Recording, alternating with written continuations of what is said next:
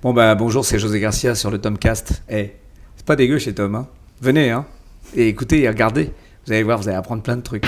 Je vais me flinguer la bibliothèque et je vais écraser 2-3 de ses bons becs et je vais flinguer peut-être son mini-bar. Ça va être assez cool. Je vous montrerai peut-être ma culotte et peut-être ce qu'il y a dedans. Bon, attention Coco, on est trop long. Je chante et c'est à toi. Hein.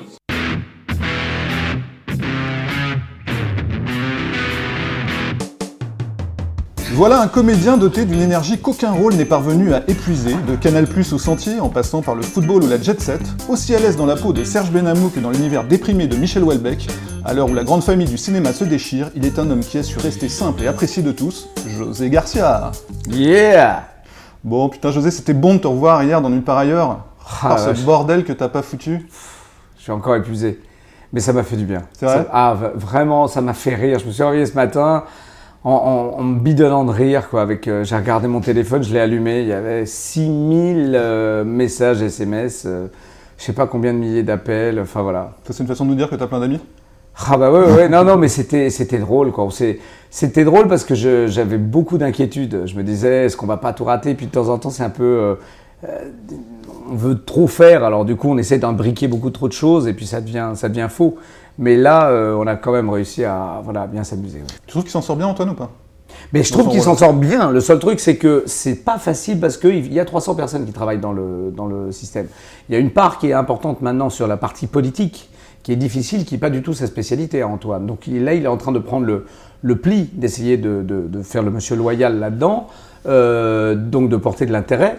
Mais ce qui est très important, c'est que là-dedans, il va se bonifier. Et en même temps, il ne sera jamais aussi bon qu'à partir du moment où il peut faire du délire. Le seul problème, c'est que là, il se retrouve dans la peau de Philippe Gildas. C'est ça le problème. Non, c'est que... 8,3% de part de marché hier, vous avez explosé les scores sur Nulle part ailleurs, je suis heureux de te l'apprendre. Mais tant mieux, que les gens attendaient. Je veux dire pourquoi ? Parce que du coup, au passé. Voilà, oui, parce que les gens ont besoin de fantaisie. Le seul souci qu'on a maintenant, c'est que la fantaisie, elle est extrêmement compartimentée. C'est-à-dire, tu fais un truc, tout d'un coup, ça devient irrévérencieux.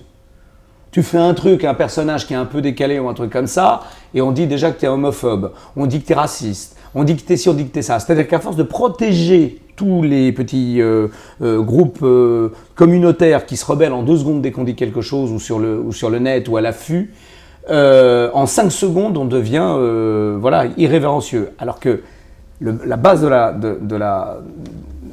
la drôlerie, de la décadence, du délire, c'est être dans l'irrévérence. Donc c'est le monde vraiment qui a changé. On est dans un monde de iPad, c'est-à-dire qu'on ne laisse pas le temps au temps. Il faut trouver l'écriture, il faut trouver le truc, il faut aussi s'adapter à cette irrévérence. Parce que si jamais, je pense que on dépasse en 2 secondes au jour d'aujourd'hui sur une émission, tout de suite ça devient une catastrophe. Donc il faut le mettre en place tranquillement, il faut trouver l'écriture.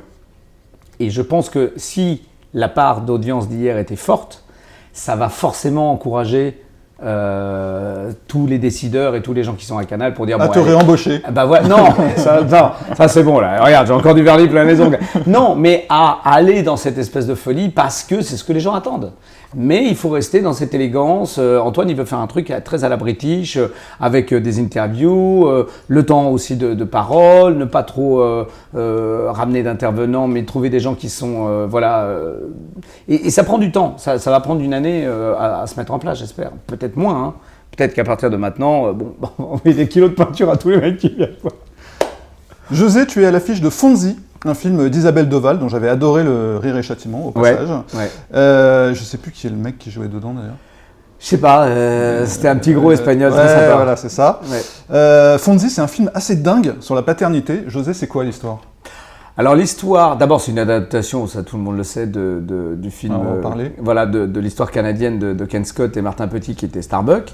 Nous, on a pris cette histoire parce qu'elle est extraordinaire, elle a ramené de ce côté-ci de l'Atlantique, il y avait encore des choses à raconter.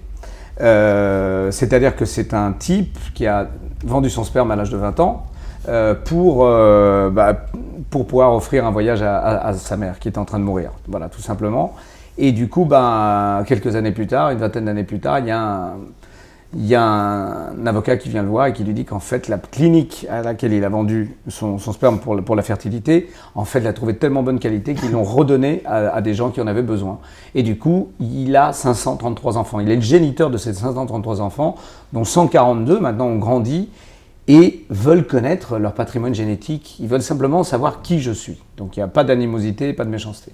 Gros choc pour notre Diego. Bah, gros choc, oui, et puis voilà, et puis on a eu Martin Petit justement et le producteur aussi de Starbucks qui sont venus nous voir, donc je tiens à le dire parce que sur internet les gens disent ouais pourquoi faire un remake, un machin. C'est la question que je voulais te poser parce que tu le film a quand même fait 500 000 entrées en France, il a un charme irrésistible avec en plus l'accent canadien, etc. Pourquoi ce besoin justement de refaire ce film? Alors parce qu'il y avait plein de choses qui n'avaient pas été encore dites, le sujet est tellement sublime que nous, on a mis 10 ans à travailler ensemble avec Isabelle. Mais le sujet est tellement génial qu'il y avait encore plein de choses à creuser dedans. Nous, on a rajouté un certain nombre de choses qui nous paraissaient essentielles. Comme une paella, par exemple. Oui, non, t'as raison. Non, mais par rapport ne serait-ce au fait que les enfants parlent, voilà, tout un... Mais on a fait un travail d'adaptation, comme on fait un travail d'adaptation au théâtre. C'est-à-dire que le but du théâtre, c'est-à-dire que quand tu vas voir Molière, tu défonces pas le texte de Molière. C'est vrai que là, c'est très fidèle au scénario original. Hein. Mais c'est fidèle, bien sûr, parce que le scénario est magnifique. Enfin, je veux dire, nous, on est tombés rats-dingue du script. On avait encore envie de rajouter des choses, et on avait envie de le ramener de ce côté-ci de l'Atlantique pour raconter en plus la mixité des enfants, le métissage, de donner plus de couleurs, de donner une autre énergie. Et moi, d'abord, j'ai vu ce que je pouvais apporter, dans le sens où ma femme m'a dit « José, si on fait ça, moi, je veux travailler sur un truc que tu fais pas. » Donc moi, tout de suite, ça m'a ouvert les oreilles, je me suis dit, putain. Elle m'a dit, je veux que tu travailles sur la bonté, sur la tendresse, et pas sur la testostérone, pas sur les délires, le Mac, les machins, vive la France et tout ça. Je veux pas ça. Et la seule personne qui me connaisse assez bien pour pouvoir m'emmener là, sans que je tombe dans le sucré et dans le pathos, c'était elle. Puisqu'elle me voit depuis 20 ans. Isabelle Deval est ton épouse. Voilà, qui est mon épouse. Absolument. Voilà. Nos spectateurs et donc, pas aussi. Voilà, c'est vrai. Donc, voilà. Et comme on avait déjà fait Rire et Châtiment et que vraiment, elle m'avait super bien filmé, elle m'avait déjà révélé quelque chose de top. Je me suis dit, banco, moi, c'est ça qui m'intéresse. José, faut reconnaître un truc, tu joues souvent des rôles de losers qui n'ont pas leur pareil pour se fourrer dans des galères pas possibles. Alors, est-ce que Diego ne serait pas un peu cousin avec Serge Benamou? Écoute, heureusement, Serge. Non, parce que Serge est vraiment quelqu'un de vénal, quelqu'un qui te fout dans des emmerdes et qui en a rien à foutre finalement de partout où il va. Ce qu'il voit, c'est simplement son intérêt. Alors que Diego Costa, c'est un honnête homme. Il s'est pris un tel choc parce que sa mère est morte qu'en fait, le mec a décidé d'être une bonne personne, c'est tout. D'être un mauvais livreur de poissons, mais de livrer son poisson et de vivre avec les autres.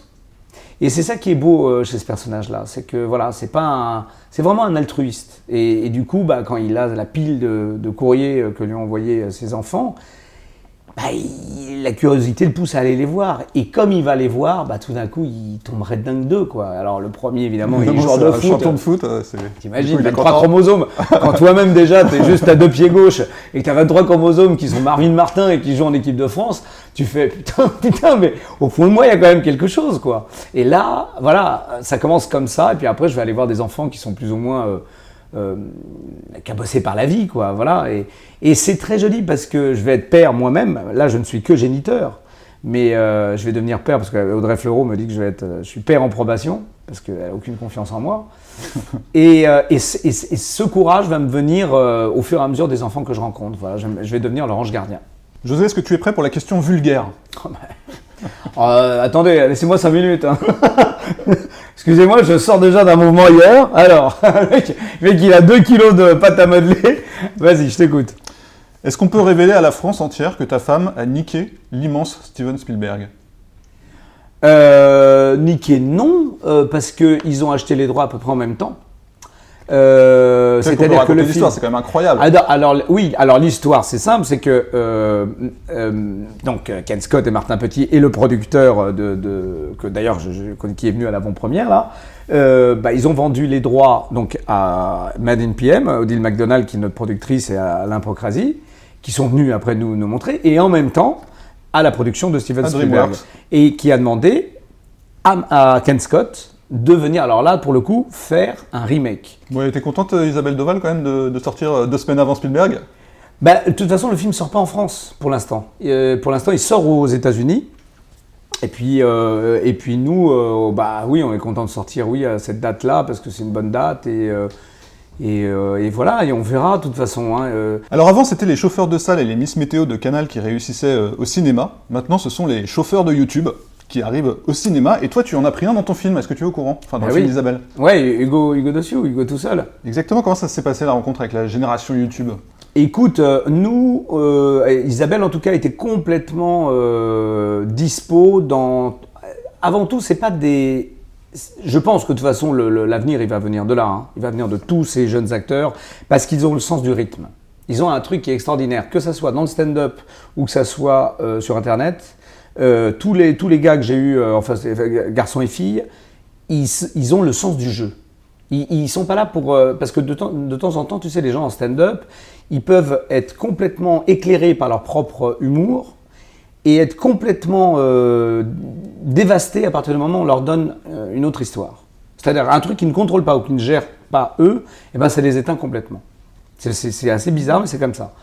Et là, j'ai eu que des acteurs exceptionnels parce que le sens du rythme, envie de s'éclater, voilà. Et puis un film comme ça, si tu donnes pas sa chance à, parce qu'il n'y a pas que Hugo, il y a plein de jeunes acteurs qui sont des gens du gros flanc, qui arrivent, qui sont, voilà. Donc donner une chance à même Arnaud de Samer, c'était son premier film.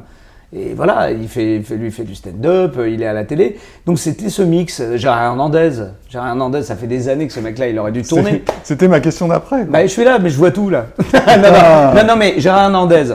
La voix du grand Schtroumpf, quoi. Mais oui. La voix du grand Schtroumpf, et puis plein de films. Tu regardes Warner Bros, de toute façon, c'est Gérard Hernandez. C'est clair. Mais ce que je veux dire... Il n'avait pas fait de film depuis super longtemps, quoi. Non, parce il cartonne dans Scène de ménage sur M6. Bah voilà. Et donc, c'est toujours ce problème de case dont on parle en permanence, quoi. Les gens l'avaient sorti de sa case, quoi. Mais c'est la première fois qu'on lui donnait un rôle dans la bonté à Gérard. Il avait fait coup de tête. Il avait fait coup de tête avec Jean-Jacques Hano il y a des années avec Patrick Devers, et il faisait déjà une crapule. Et là, il pouvait enfin faire la bonté. Alors il me dit évidemment, le seul mec qui parlait espagnol qui a 80 ans et qui pouvait jouer ton père, il n'y en avait pas 50. Ouais, mais ça fonctionne, quoi. Mais ça fonctionne. Genre ton père, Gérard Hernandez, pourquoi pas, quoi. Ouais. Et puis on a vraiment plein de trucs en commun. José, quand on regarde ta filmo, il y a plein de trucs. Ouais, il y a des hauts et des bas, et je me suis demandé quand même de passer de Vive la France, par exemple, qui est quand même une bonne vieille pochade entre potes, à Insaisissable, qui est carrément un film hollywoodien, hein, même si c'est dirigé par un Français. Ouais. Comment tu choisis ces films, tout ça? J'ai l'impression que c'est un peu au coup de cœur, à la fraîche. Ah oui, c'est que des films que je sais pas faire. Donc on a l'impression que c'est toi qui choisis tes films et pas ton agent, quoi. Ah non, c'est moi. Voilà. Ah sinon, mon agent, je serais déjà aux États-Unis là. Non, mais ce que je veux dire, c'est que je choisis des trucs qui me font marrer d'abord, des choses originales et des trucs que je ne sais pas faire et qui sont le plus extrêmes possible. Et moi, c'est ça qui m'intéresse, c'est que dans Fonzie, là, c'était carrément l'inconnu. C'est un truc où je vais jamais, moi. Il y a qu'Isabelle qui pouvait m'emmener dans ce genre de personnage. Parce que moi, la bonté, le côté tendre et machin, en même temps travailler sur l'humour et tout ça, là, elle m'a dirigé de A à Z. Moi, je ne vais pas dans ces trucs-là tout seul. Après, moi, ce que j'aime, c'est tous les délires, genre le Mac, tous ces trucs-là où je peux donner de l'énergie, partir dans tous les sens. Mais ça, il y a un moment donné où ça va être pitoyable. Tu vois ce que je veux dire? Dans quelques années, ça sera plus possible. Donc, pour l'instant, je m'amuse. Mais avec Michael Youn, faire 2 terroristes, machin, c'était juste ce qu'il fallait pour moi. Moi, dès qu'on vient avec des situations désespérées, j'adore ça. Je me dis, putain, c'est super dangereux. Imagine que des mecs aient fait un attentat une semaine avant que le film sorte, ou que ça soit mal interprété, ou qu'il y ait un truc et que les mecs nous mettent une fatwa sur la tête. Tu vois, par délire, je veux dire, c'est des films qui sont quand même super risqués. Alors José, moi j'ai un petit coup de cœur dans ta filmo quand même. C'est un film dont on ne parle pas toujours beaucoup. C'est Extension du domaine de la lutte, de Philippe Harel, adaptation du premier roman de Michel Houellebecq. Justement, tu as un rôle qui sort un peu de ce que tu fais d'habitude. Un mec un peu paumé, un employé de bureau qui va mal finir. Et voilà, c'était mon coup de cœur perso et j'invite vraiment les gens à visionner ce film. Mais tu sais, il y a un truc qui est très drôle. C'est que quand je regarde tous les sites de Cinoche et machin, en fait, les films qui resteront, en fait, c'est les films dans lesquels j'ai fait les plus gros bides.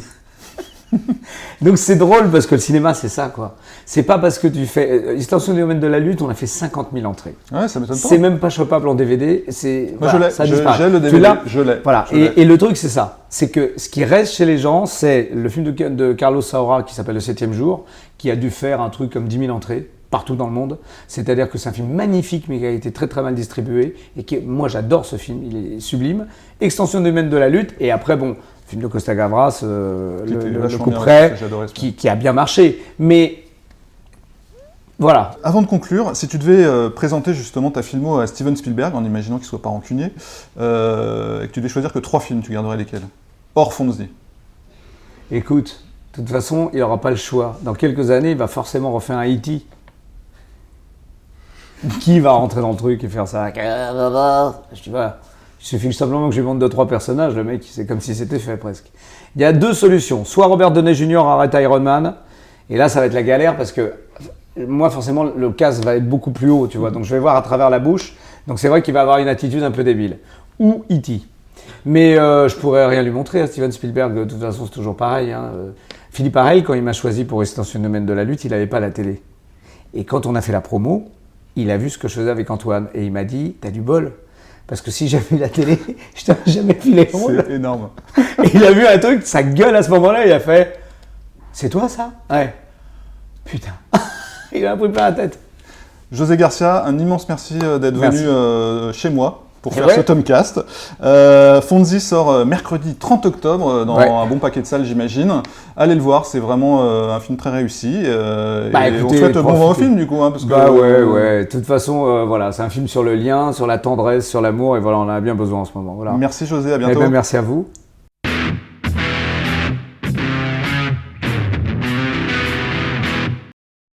Mais toi, par exemple, on entend ta voix? Oui, on entend ma voix, tout à fait. On voit pas ta tête? Non, on voit pas ma tête, moi je me cache derrière ma caméra. En fait, parce que j'ai pas la moyen d'avoir un deuxième cadreur en fait. Tout le monde se cache derrière l'écran, hein, c'est ça. Bon, attention Coco, on est trop lent, je chante et c'est à toi. Hein.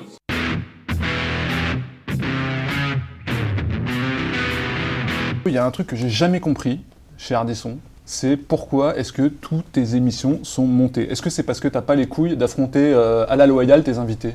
Non, c'est pas ça. C'est que c'est comme au cinéma. Quand on tourne un film, on diffuse pas les rushs. Quand un journaliste de presse écrite nous interviewe, on dit plein de trucs. Ça se termine en général sur 1 ou 2 pages. C'est-à-dire qu'en fait, le principe, c'est de montrer aux téléspectateurs ce qu'il y a de mieux.